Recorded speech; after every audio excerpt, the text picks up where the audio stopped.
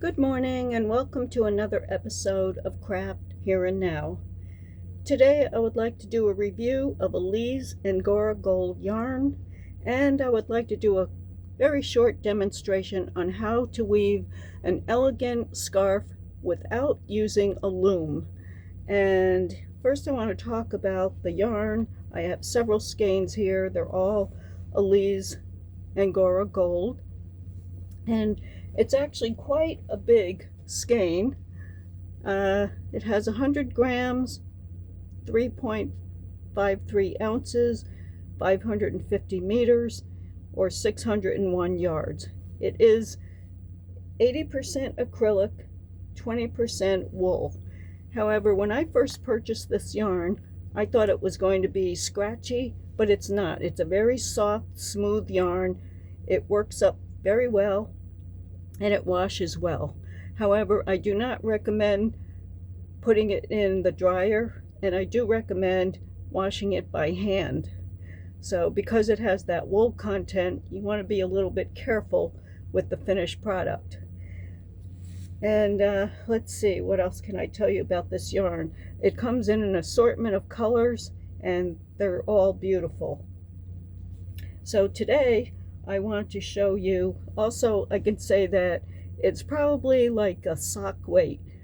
I think it's listed as a lace weight, but honestly when I used it, it was more of a sock weight yarn. It wasn't quite as thin as lace weight. So for this particular project, I used a G hook, which is a US 6, and it's a 4.25 millimeter hook. Now, let me talk about this scarf for a minute.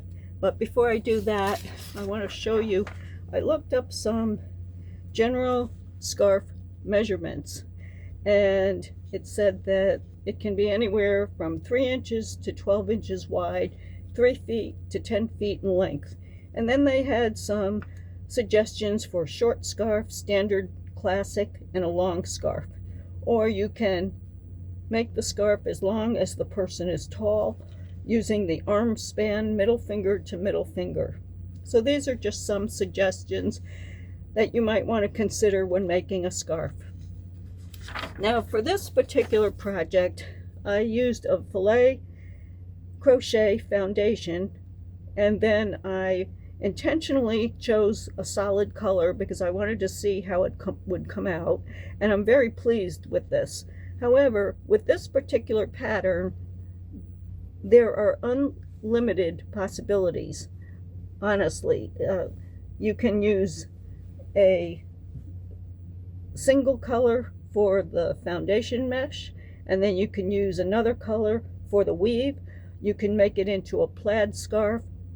You can use a number of different combinations, and I think honestly, no matter what you choose to do, it will come out as a beautiful, elegant scarf. Now, I wanted to use this yarn because I am in a very warm climate.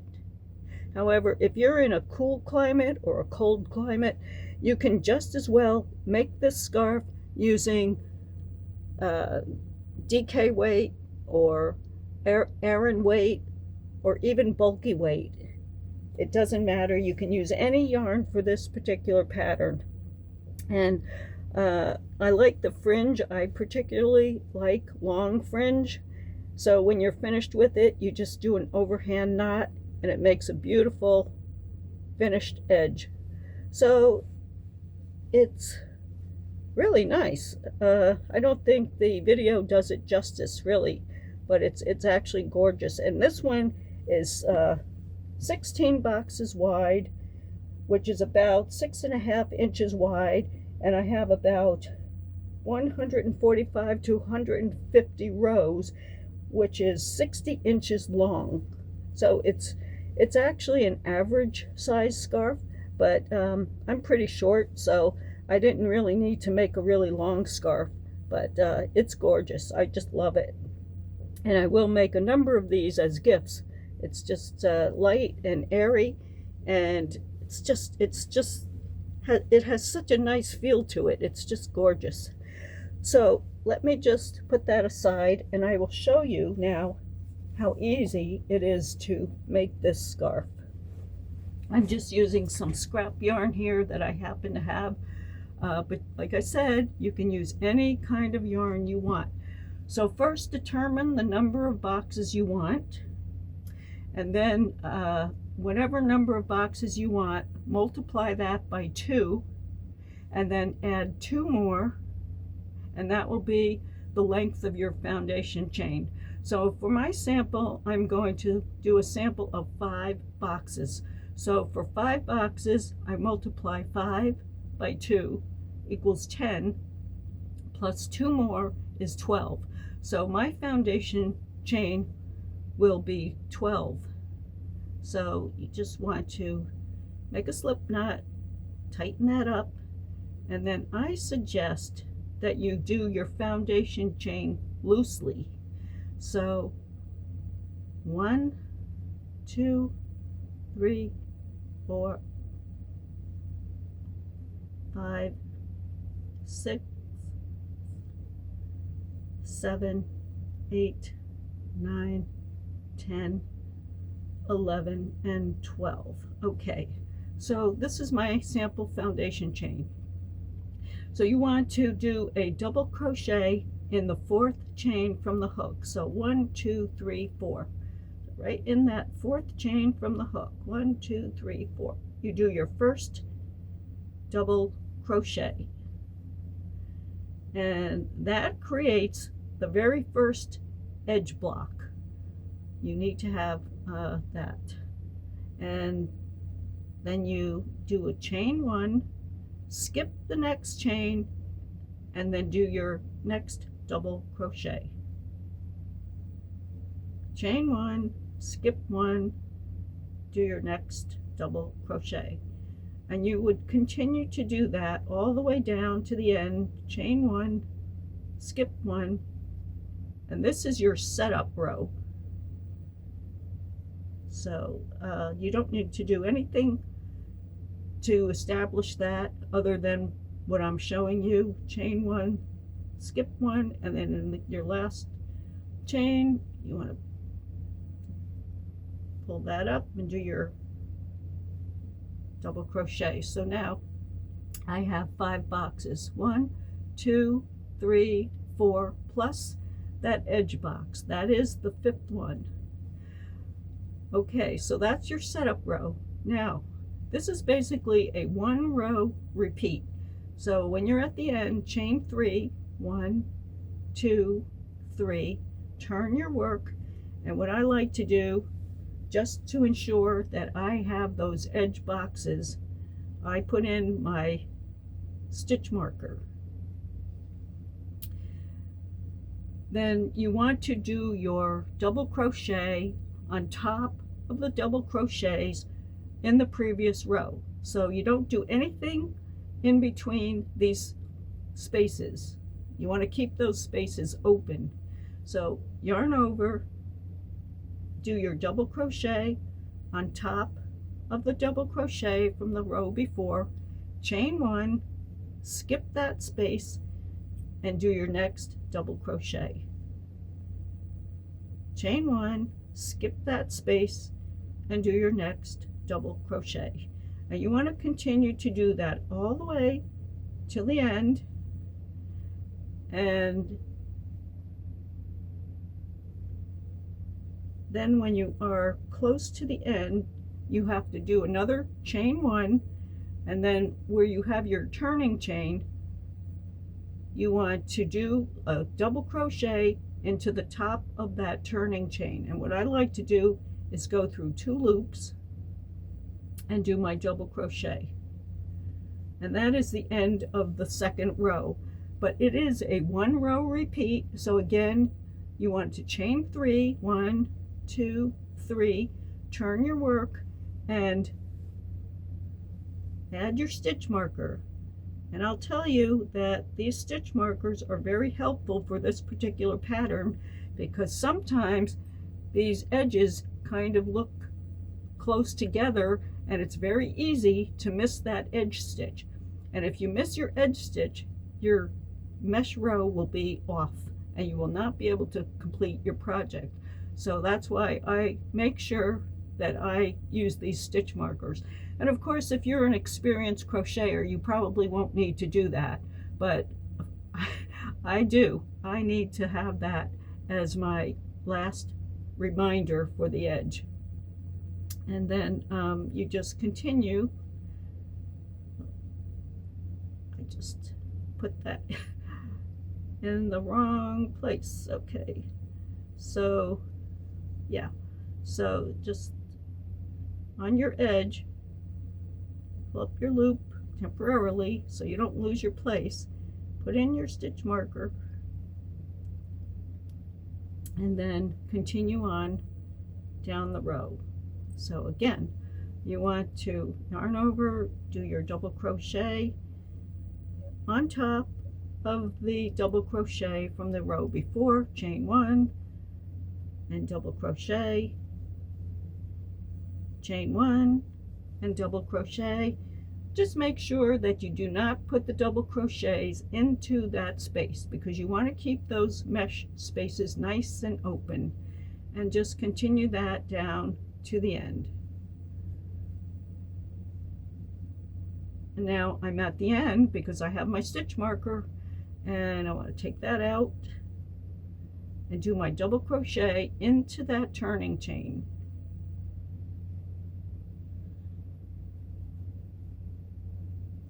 And then 1, 2, 3 chains, turn my work, and again put in my little stitch marker. So that is how you set it up and get going with your mesh foundation. Now I have a little sample here that I did earlier, and I just want to show you how I do the weaving process. So just like I said, determine the number of boxes across, multiply by 2, add 2 more, and that will be your count for your foundation. So for the weave, there are 2 ways you can do this. If you are in a cool climate, you will want to use 4 strands for your weave. However, I'm in a warm climate, and I like to have my weave nice and loose and open. I cannot wear anything that's too hot, because even in the winter we do not have really cold weather. So I like to have something that's nice and light and airy. However, if you're in a cold climate, I suggest you use 4 strands for your weave instead of 3. Now I tried both, and 4 strands fits into these mesh holes just as easily as the 3 strands. So just take your strands and use your plastic needle and start at the very edge. So you don't want to miss those edge stitches. Now you just go under and over, just as you would do any type of a weaving process, like that.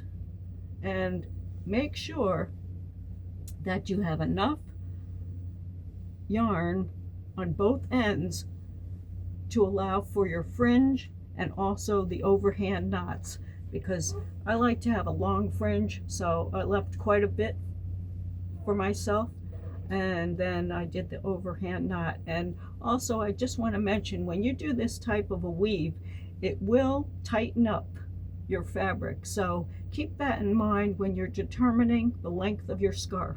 Make sure you do several extra rows, because it will tighten up with the weave. So if you measure 60 inches, you will not end up with 60 inches when you have finished your weave and your overhand knots. So please keep that in mind when determining the length of your scarf. The width pretty much stays the same, but the length will shrink up just a bit. So after you put your strands through, what I like to do, just to give it a nice clean edge, I take the top row and I go right through one of the loops into the top row and pull that through, and I do the same thing in the bottom.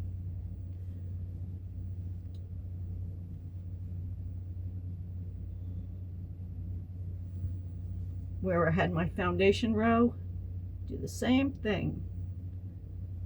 And it is not necessary to do any type of a row of single crochet on top of your foundation chain. You do not need to do that, and you do not need to end it with another row of single crochet. Just the weave itself, the crochet itself is fine for the weave. Okay, so I hope I made that clear. You do not have to add any rows to the foundation chain or to your last row of mesh. So now that that's done, you want to take your next 3 strands, or if you're in a cold climate, 4 strands. So however you started, over and under, you want to do the next row opposite, over and under and over, so that it's opposite. So here I have under, so now here I want to go over, and that will create the weave. And just be patient with this. Make sure that you line up all the holes. It's important that you don't miss any. And then just pull that through, and again I did that top stitch through the foundation, and I'm going to do the same thing on the bottom, because if you don't pull it through the edge, it's just going to be floppy like that, and it will not give it a nice clean edge when you do your overhand knots. So I like to just give it a nice clean edge before I do the knots. So I just put it through any of those loops on the end, that's fine. And that's basically how I go about doing my weave. I'll do one more row just to show you. Now here again I'm going to go opposite of where I ended up. So this is under, this is over. Now I want to go under. So under, and you do that all the way through the row of mesh. And then pull that through, and you want to go right through the top to clean it up, and again through the bottom. Make a nice clean edge. Takes an extra second, but I'll tell you, it's well worth it. Now, what I do is, before you trim anything, you want to do your overhand knots. And I always do one side first, and then I do the other side. So I just do all the knots the same way. And I do them as close to that foundation row as possible.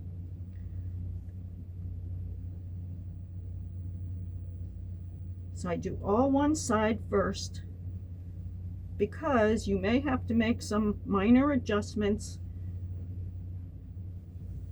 and then just check out your piece, stretch it out if you want, make sure everything is where you want it, and then do your other side, knot those, and then you can cut these and trim these. And they don't have to be perfect. This is not supposed to be a precise knit crochet.